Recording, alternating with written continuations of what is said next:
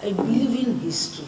For me, history is not the printed pages, but the blank space between two lines. They are lines, the real history. They are lines, the common people's life, and they are the real, they are the people who make history.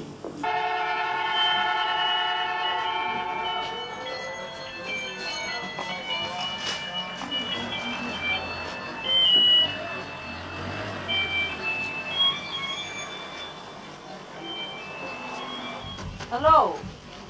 How are you?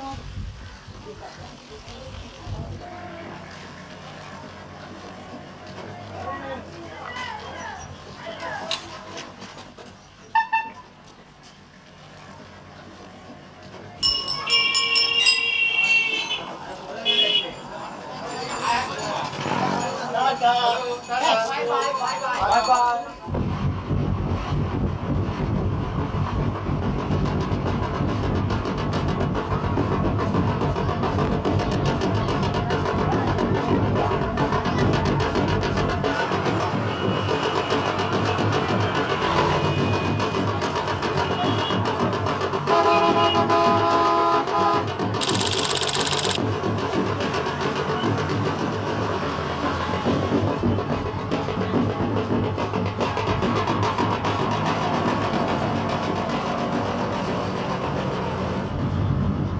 L'India, nel XVIII secolo, incideva sul commercio mondiale per circa il 25%, alla fine del periodo coloniale britannico appena del 5%.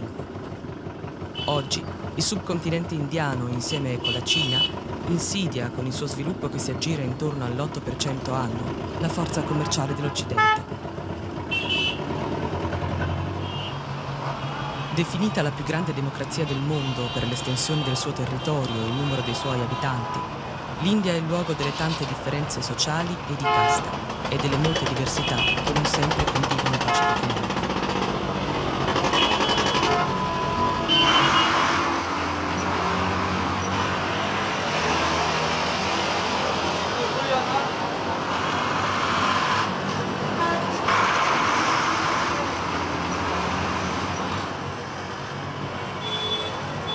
Territori e climi vari, etnie diverse, 18 lingue, migliaia di dialetti e l'inglese come veicolo di comunicazione, culture molteplici, la quasi totalità delle religioni praticate nel mondo, ma anche un'antica tradizione agnostica e ateista. L'India è il luogo dove le minoranze sono milioni di persone, il luogo dove vivono tempi diversi, dove il nuovo tende a rimanere accanto al vecchio in un continuo presente.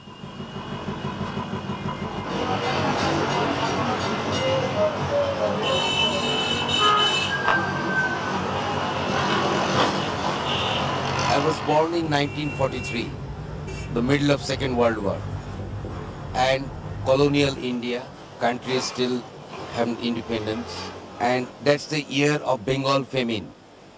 1 million people died that year. Man-made disaster. It was not because that there was not enough food. It was the hoarding during the war for black market eating that caused death of 1 million people alone in Bengal. And I was born in that year. I'm one of the survivors of that famine, and I'm 60 now. I was very disturbed with the political situation. So much injustice.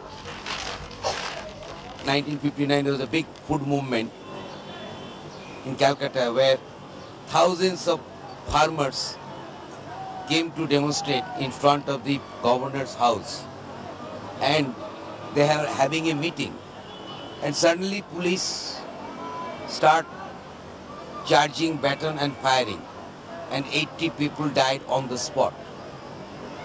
That evening whole Calcutta was on a blackout, and there was a street fight with the cops, road blockade, police trying to break the barricades, and people on the other side, and brick batting. And it was the street urchins. I was very upset. I was walking around the streets of Calcutta trying to find out what's happening where. And I saw these boys were bringing in the handcart the bricks and they were throwing to the police. And I don't know when I also joined them without any thinking. That day was a kind of a turning point in my life.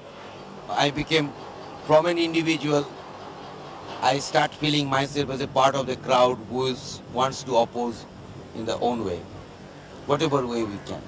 But from the beginning, I had this belief of arms revolution is the solution for such country.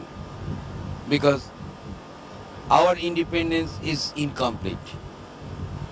Economically, we are not free, even politically influenced by the big powers. And I could not accept politically also the division of the country, India, Pakistan, Bangladesh. We are the same people. They have, politicians have put barrier in between us.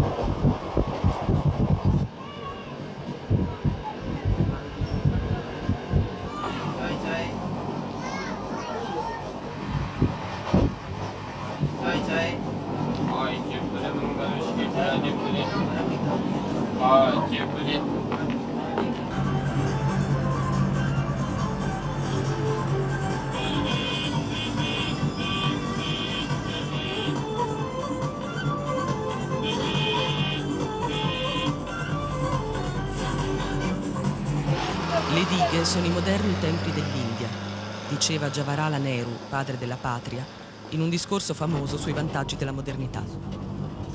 Dai tempi di Nehru in India sono state realizzate 3.600 grandi dighe che sbarrano centinaia, con costi materiali e umani enormi, attese non mantenute, politiche di reinsediamento delle popolazioni coinvolte, almeno 50 milioni, devastanti. Per di più, le acque che avrebbero dovuto irrigare enormi aree di sviluppo agricolo sono ormai irrimediabilmente salinizzate. Last 2 years, everything is gone underwater, and the houses got demolished, our office, everything. 4 women have sunk into the silt during last 1 year. One woman who came from the village which is on the top of the mountain. We have a school there. Questo è uno dei bacini artificiali più vasti del mondo, creato dal Sardar Sarovar Project. Il progetto Sardar, con le sue 4 mega dighe e migliaia di altri sbarramenti di più piccole dimensioni, è intervenuto violentemente sul corso del fiume Narmada, anzi della Narmada, che, come tutti i fiumi sacri dell'India, è una divinità femminile, la dea Narmada.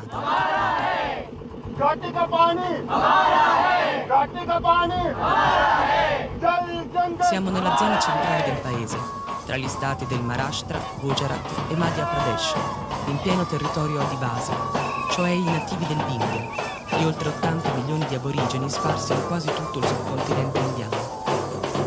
L'ambizioso progetto idrico avrebbe dovuto fornire acqua al deserto del Thar, che allunga le sue propaggini fino al centro dell'India, e costruire centrali elettriche per il fabbisogno di energia di un paese in crescita. Ma invece il risultato più vistoso è stato il trasferimento di produzione di oltre 500.000 di abitanti. E se a questi aggiungiamo i Dalit, l'intoccabile fuori casta, le persone più povere dell'India, la cifra arriva ad oltre 1 milione di morti. You see, all through the history, you see that the aggressors have occupied the aboriginals' land and resources and marginalized them. And as because all the state power and the media and everything is under their control, this doesn't speak about the victims, the aboriginals. So I think it's very important to bring it to the notice of the other people, the majority community. And I feel the minority cannot sustain its struggle and survival without the support of the majority community. The conscious element of the majority community has to come forward. And I would say that except some activists, generally there is an apathy of the middle class people about the Aboriginal people. And that is very, very sad, as if they don't exist, like animals. You don't bother about a street dog, you don't bother about a tribal. That's the kind of attitude they have. And that has to be broken. They are the most respected people in the art, because they who has learned, we can learn from them how to live in harmony with nature, as a part of nature, not grabbing all the resources of nature and crudely exploiting and destroying it for the future generation. We have to rather learn from the Aboriginal people how to live in this planet. They are our teacher. We are not.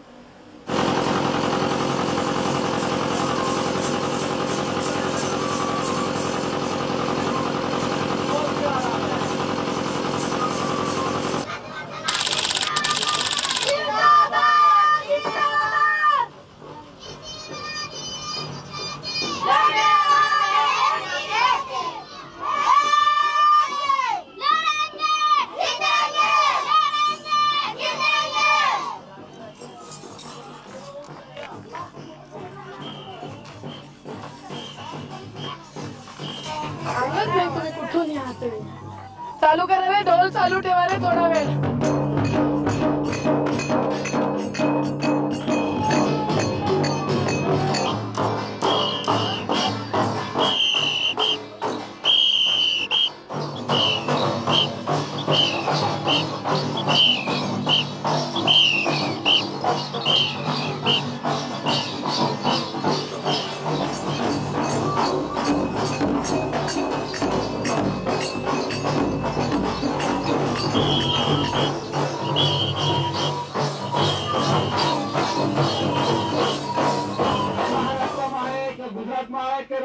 Gli Adivasi, i Dalit, i contadini di queste zone, organizzati nel Narmada Bachao Andolan, movimento per la salvaguardia del fiume Narmada, combattono da 20 anni contro le grandi dighe che portano devastazione.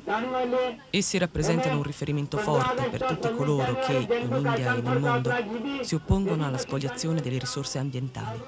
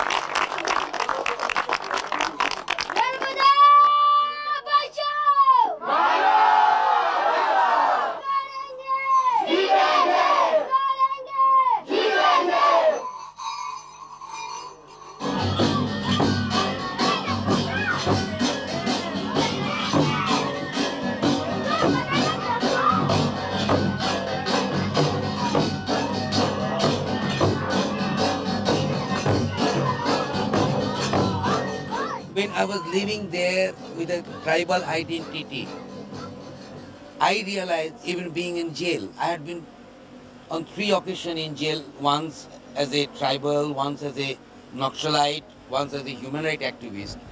But I tell you, even the Naxalites are treated better than the Adivasis. In our British struggle in 69, 300 people were arrested. We were taken by truck and buses to 200 kilometers away, 36 hours of journey, no drinking water, no food, nothing. People wanted to have a leak and somebody was asking for water. So the cops were telling, hey, you pee in his face and you drink. People couldn't hold it. At a certain point, people start releasing them in the bus itself. And the bus was moving and it was like a flood. The whole base was full of urine and it was flooding, moving up like this. And we are all tied with each other with a thick rope. Have to sit accordingly. It's like the way people take cattle or the chicken for the slaughtering house.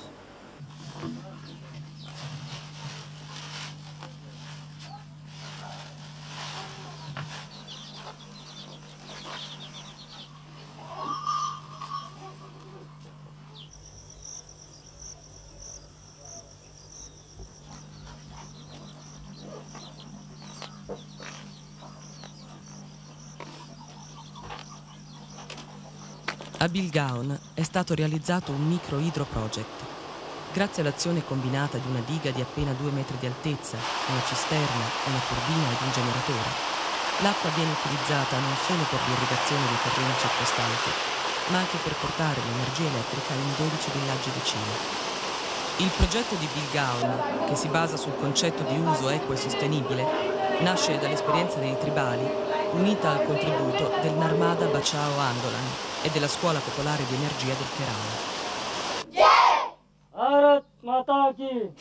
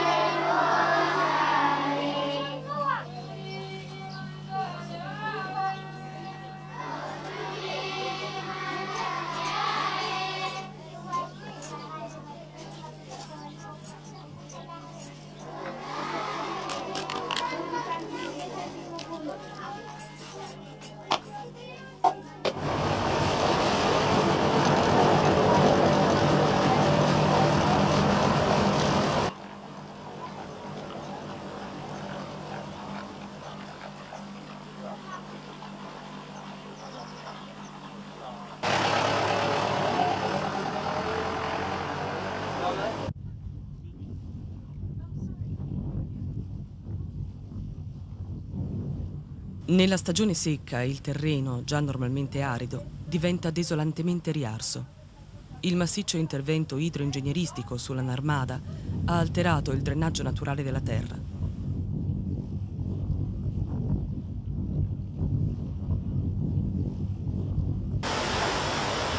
Quando arriva il monsone, l'acqua del bacino sale, inesorabilmente. L'acqua, fonte di vita, è diventata una pericolosa nemica. Il Tribunale dello Stato del Kerala ha dato ragione alle donne adivasi di Placimada che denunciavano la Coca-Cola per la sua attività illegale di pompaggio dell'acqua potabile direttamente dalle falde, cosa che abbassava i livelli idrici da meno 45 metri a meno 150. D'altra parte, per produrre un litro di Coca-Cola occorrono ben 9 litri di acqua potabile. Ma l'acqua è quello che si definisce un bene comune e come tale va protetto. La battaglia contro il furto dell'acqua non riguarda solo l'India. L'eccessivo sfruttamento delle falde freatiche, i grandi progetti di deviazione dei corsi d'acqua pregiudicano le varietà delle specie botaniche e zoologiche che garantiscono l'equilibrio e quindi la conservazione della terra nel pianeta. Vandana Shiva ci ricorda che il ciclo idrologico dei pianeti è una democrazia dell'acqua, un sistema di distribuzione al servizio di tutte le specie viventi e che quindi, dove non c'è democrazia dell'acqua, non ci può essere vita democratica.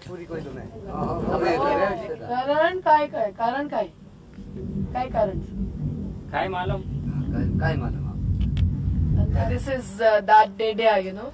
His name is Dedya and he's one of the oldest persons in this village. And what he was saying was that they are not afraid of anyone, neither the crocodiles nor the bears. And even the police are afraid of them, but they are not afraid of police. Because once the police had made an attack on this village and broken the grinding wheels, and they had opened fire and one person was hurt, but finally the unity and the strength of the villagers won the battle and police had to run away. But waters, they don't know how to deal with it and how to face it, because they built a dam at a distance of about 80 kilometers from here downstream, and the waters rise in this village.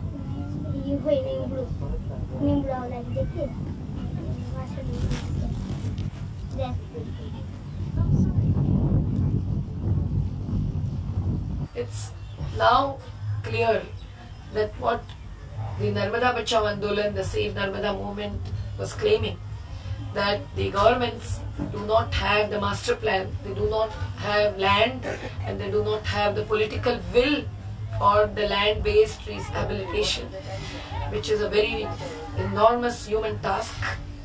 That has come true, more or less. And still, without identifying land, without planning, without executing the plans, and without complying with the policies, the government has gone ahead in violation, raising the dam height every stage and submerging the lands of the people with no alternative livelihood provided.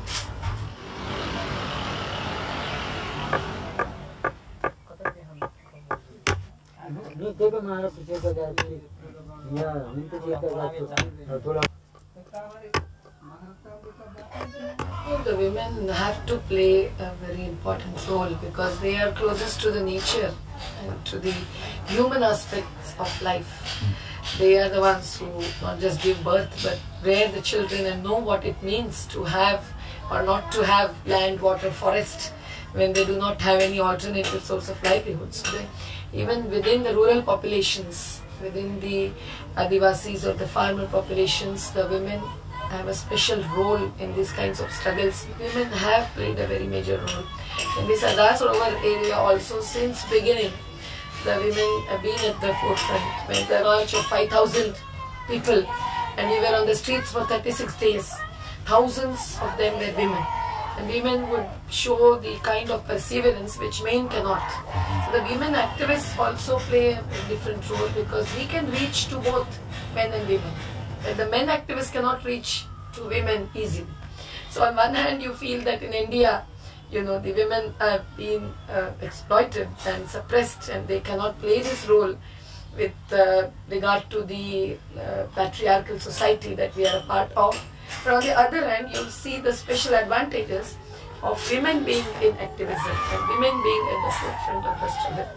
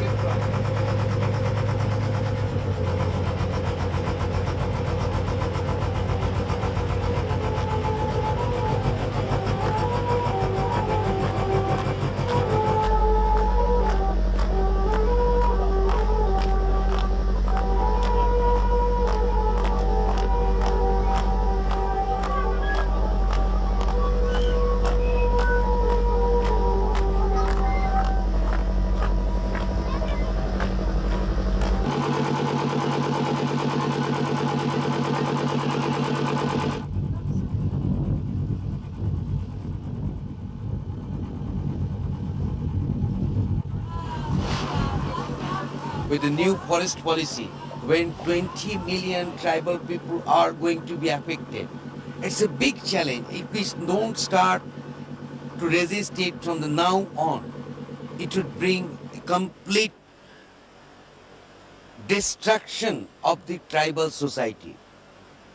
Complete destruction, because they would be reduced to destitute. Their life is in the forest and the mountain.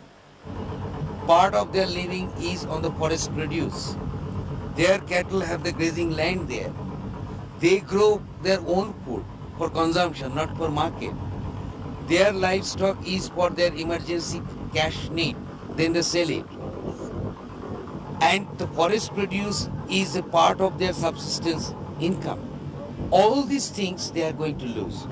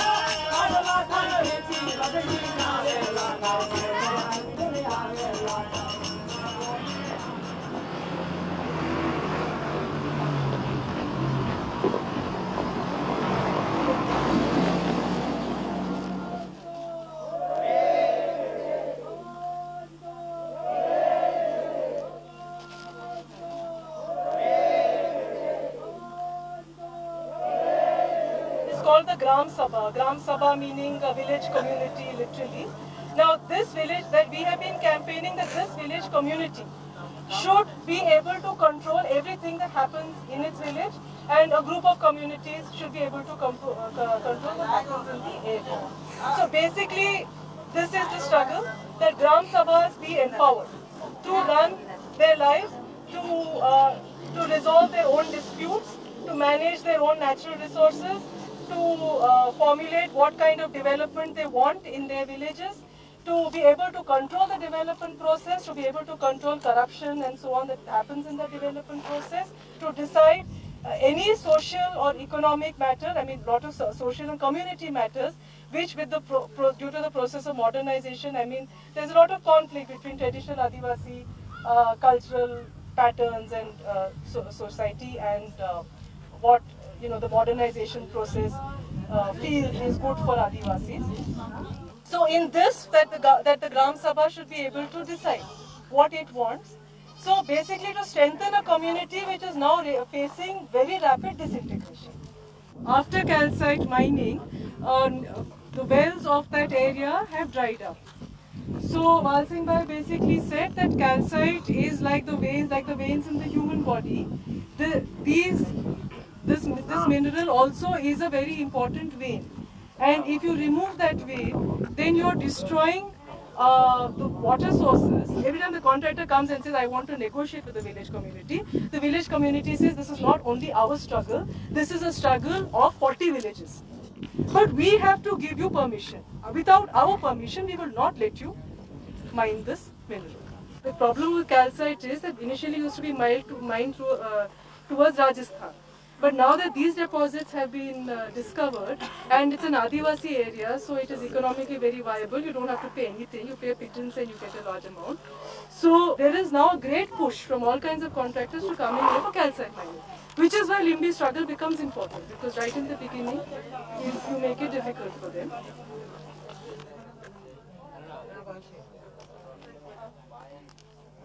₹20 to ₹25 is the standard rate that they're getting for whatever kind of employment, whether it is government projects. The legal minimum government rate is ₹50. So it is about 40% of the legal rate. There are 2 dams further upstream, which we will probably not be able to go to unless you're willing to walk a bit. But those were built completely by community labor. People in this and neighboring villages had built about 18 dams without any financial or technical assistance. Some of those dams broke. They're not perfect because it was a learning experience the first time that people had built these dams. But many of those survived and are now still being used. Irrigation department said simply cannot be built because there is no black soil. These dams have a core wall of black soil, black clay. And he said there is no black soil in that area. People built that dam just to show him. We can build this dam is filled up with water and it is recharging, it is doing what it is supposed to do. And we have built it without your help. Thank you very much. You don't want to fund it, don't fund it, it's our village, we will do it.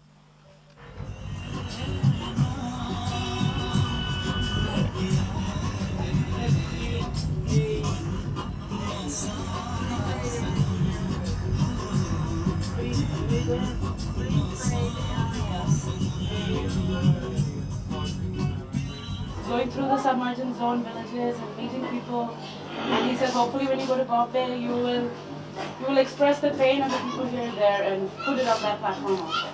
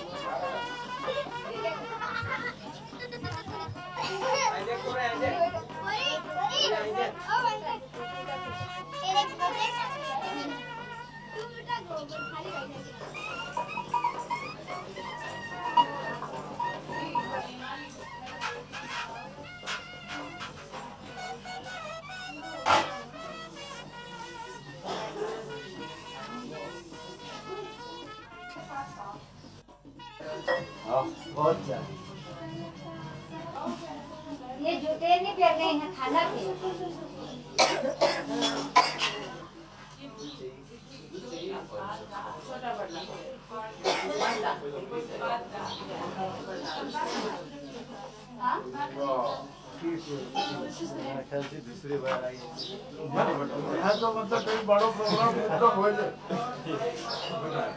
main thing about the award was that there should be a master plan for rehabilitation, which basically meant that you estimate how much of land is going to get submerged, how many people are going to be affected, and what your plans are to rehabilitate them. Where you're going to get land for the entire master plan to rehabilitate them. But that to date has not been done. Despite the struggle, despite the fact that we've been seeing this time and again, the dam height is going, people are still getting submerged, not being rehabilitated. So kind of a disillusionment has set in few people, and they have no choice in that sense. So they get a little panicky saying that the dam anyway is going to get built, in anyway are going to get submerged. So probably the only option left is to just take whatever money the government is giving and probably just live with that.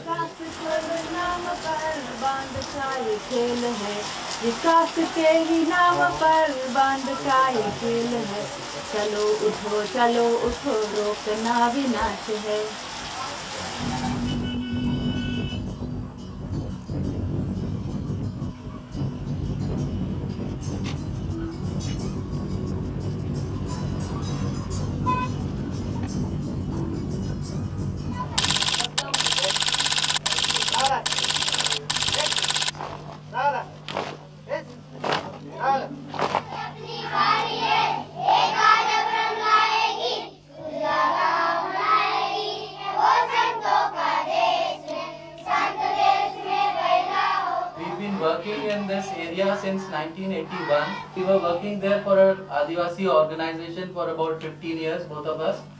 And we were involved in struggles against exploitation of tribals and for their equity and for forest rights and dignity. And it was a very strong and long struggle. And after that we started this school because a lot of other organizations, we felt that one is political action and things like education are also go a long way to develop ideas, and as far as this society is concerned, only thing that goes by the name of education is government school, which is almost defunct.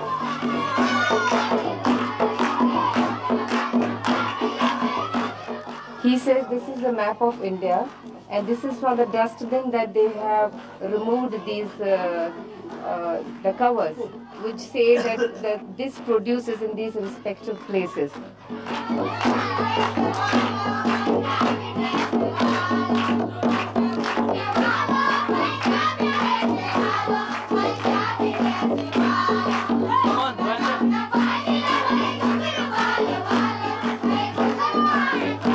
The most problematic ideas in the modern world is universal thinking. And the way I look at universal thinking is there is only one way for progress. We say, no, I develop different from you, different from a German, different from an Italian. You know, progress is not a monopoly. So you don't tell me how I progress. And for me, sometimes I progress by not changing, by not progressing. Now, what to do with children who do not go to school or who walk out of school? And the word that is being used, not dropouts, but walkouts, which means they have taken the decision, a conscious decision, this place does not make any sense to me, I want to walk out and build my life. I want to walk my own path. And that is a very hopeful idea. Drop out is a very negative idea, that somehow you are a failure. Walk out, no, I want to take my life and I want to walk my path that you did not set for me. I will set it for myself. I will open it. And I will open it with friends and others. Stand up. Sit down.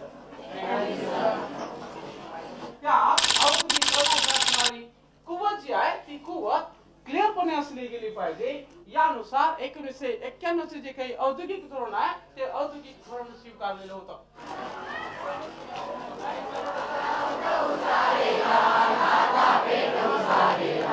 आता उठवू सारे रान आता पेटवू सारे रान आता उठवू सारे रान आता पेटवू सारे रान शेतकरी काम करी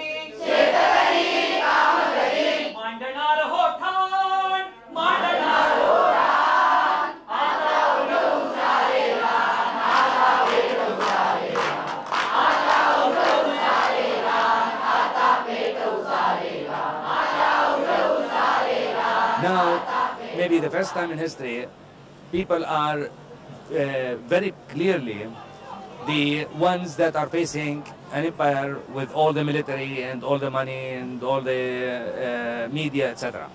So this, for me, is an embodiment of that spirit, of the timeless superpower, the people, you know, the cultures, the traditions. And India is amazing. I mean, if you talk about traditions, if you talk about cultures, if you talk about people, the diversity and what people can do,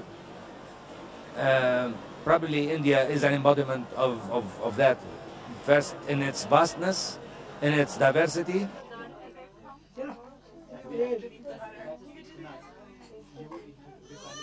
And at a certain point I had to make a decision where I belong. So much contradiction into life. I couldn't cope with it and decided to go to the tribal area and went to South Bihar now, which is Jharkhand, Shingbhum district.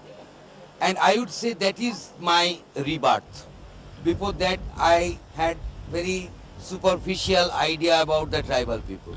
I didn't know what it means to be a tribal in India or maybe in any part of this planet, because they are the target of capital everywhere, because they live in an area which are resourceful in terms of minerals, in terms of forest, in terms of water, and that is being appropriated, enclosed for thousands of years by the non-tribals.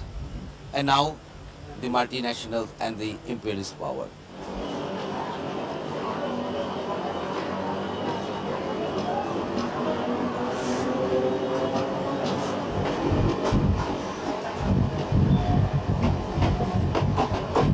The way that we think about development, is that really the way development should be?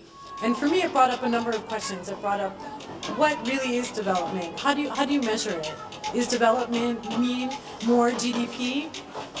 Or does it mean that people have a clean environment to live in, they're healthy, they have access to schools? And while it's clear that in those areas there was not access to schools and maybe not access to healthcare, people lived in harmony with nature and they were able to take care of themselves. And the other major question becomes, do we want a world where the rules are decided by corporations and governments that do not listen to the people, or do we want a democracy in which people are actually involved in the decision-making that affects their livelihoods? And I think what we saw was decisions were made that were going to completely wipe out the lifestyle of Adivasis, and they had absolutely no say in how that was going to happen. The decisions were made for them without their consultation. And so for me, I think what's really important is that we have a movement where people decide locally their fate, and it's not left to government or foreign agencies. As we saw in the Narmada Valley, it was a collusion of the World Bank, of Indian state governments, federal governments, making the decision about what development would look like and how it would affect people and who would win and who would lose. And we very clearly saw the people that would lose. And of course they would lose because they had no involvement in any of the decision making.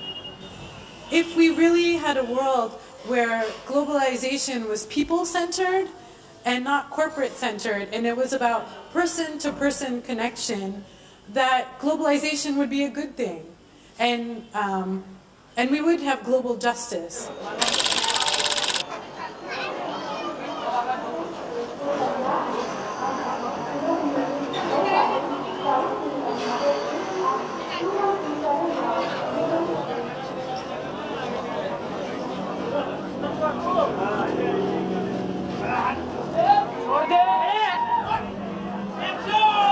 The pollution in Bombay, or Mumbai as the Indians now call it, reminds us of the kind of knowledge that has been dominating the world for the past 300 years. To me, right now, it's so obvious. And in Bombay, where life is dying, everything is dying. And it's dying because of the knowledge that we produced, or was produced the last 300 years. So I ask, you know, isn't it clear that the knowledge that we advocate and we build creates more problems than it solves. I mean, it's so clear. So what we can really do is, again, to look at what kind of knowledge really sustains life. And for us, it's not one answer. It is the diversity in how people learn. It's in the diversity of how people know, the diversity of systems of knowledge, of relations. So that diversity is the essence of life. And with diversity, we do not compete. Then Mumbai doesn't have really to compete with any other city in the world and regain its ability to survive. In few tens of years, if not less, Mumbai will be just ruins. In many ways, it is ruins. I mean, I don't know what happens to the children who live in the middle of the city with all that pollution, in the food. I mean, today I was just like wiping my sweat. I couldn't believe it. You know, senses have been lost in the process of progress. And without senses, there is no sense. And so we really need to regain that. So I ask, what is the problem and what's the solution? The solution is us and how we open again ourselves to diversity, no comparison, no fighting. It's something that we enjoy.